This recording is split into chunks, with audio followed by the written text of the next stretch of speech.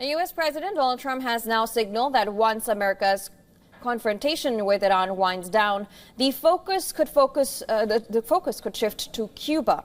And this is even suggesting that the United States may, in his words, stop by. Listen to this. We're going to see with Cuba. Cuba's another story. Cuba's been a terribly run country for a long time. It's got a bad system. It's been very oppressive, as you know. And we have a lot of great Cuban Americans, all of whom just about voted for me. And they were treated very badly. In many cases, family members have been killed. They've been beaten up and mugged, and terrible things happened in Cuba.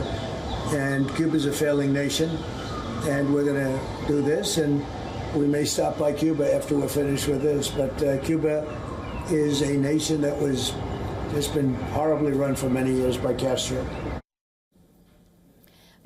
Even as those remarks raise the temperature, Cuba is pushing for engagement. In an interview with NBC News, President Miguel Diaz-Canel said Havana has asked Washington for dialogue without preconditions, rejecting any demand to alter its political system. He asserted that his leadership reflects the will of the Cuban people. Diaz-Canel warned that any invasion would carry consequences for Cuba, the United States, and the wider region, stressing that the country would defend itself if necessary.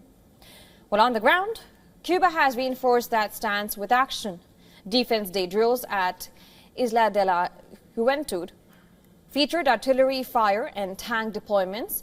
The exercises form part of Havana's designation of 2026 as the Year of Defense Preparation, with regular nationwide drills aimed at readying institutions and civilians for military contingencies and natural disasters. The backdrop to all this is a steady escalation in rhetoric.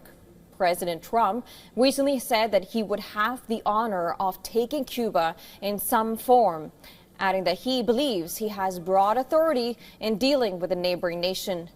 With Washington projecting assertiveness and Havana insisting on dialogue without conditions, the standoff continues to deepen.